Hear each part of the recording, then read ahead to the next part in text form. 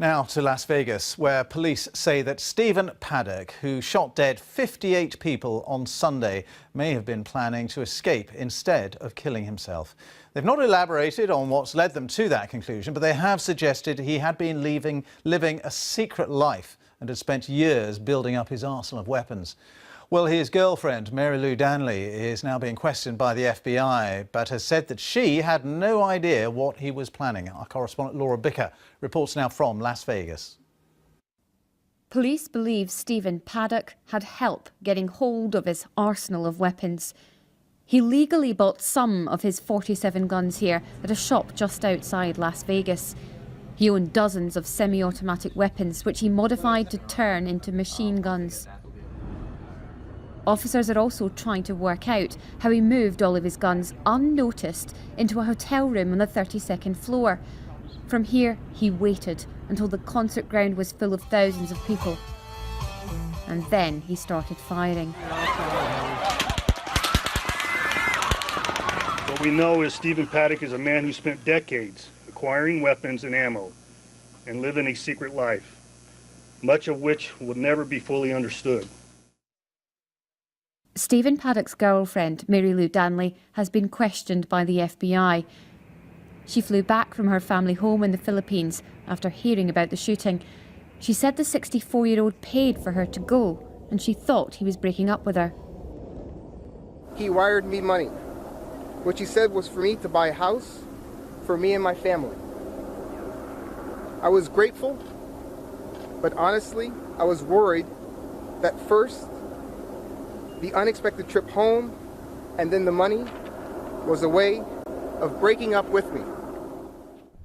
Her sisters in Australia said she knew nothing about Stephen Paddock's plans. And I know that she don't know anything as well like us. She was sent away.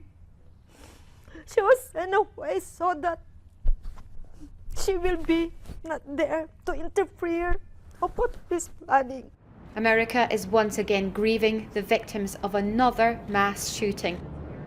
It's not fair and it's not right. And now I'll forever have to have a bullet in my back for no reason. So I'm just sorry other people have to deal with similar or worse injuries or losses. Detectives say they still don't know why Stephen Paddock decided to commit mass murder, but they are building a picture of the killer, and they believe he had been planning this attack for some time. Laura Bicker, BBC News, Las Vegas. Well, let's go to our North America correspondent, Rajini Vaidyanathan, who's also in Las Vegas for us. And Rajini, the police now saying they think that the gunman had been planning this potentially for months. Yes, that's their theory, but they still do not have a motive, Ben. Now, the FBI says usually in these kind of cases, they're looking for affiliation, motive and intent. But the FBI concedes themselves that they are astonished that investigators have still been unable to uncover more information about the gunman. Now, one of the issues they say is that he had a very low-key private life.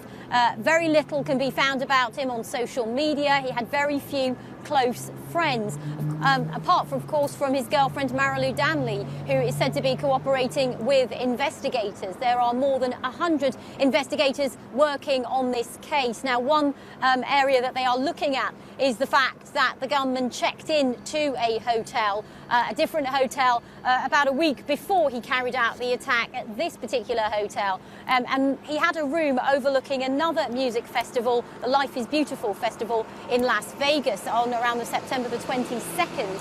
And his room there overlooked the vantage point of the music festival. So they are wondering whether or not he booked in there to perhaps plan to attack that. They also are looking at a purchase he made in October of last year of more than 30 guns. And they are trying to work out whether he bought those in a response to what they describe as a specific life event. So there are the leads that they are looking at. But I have to say, several days on from the shooting here, they are still no closer to revealing what his motive might have been. Rajini, many thanks for being with us.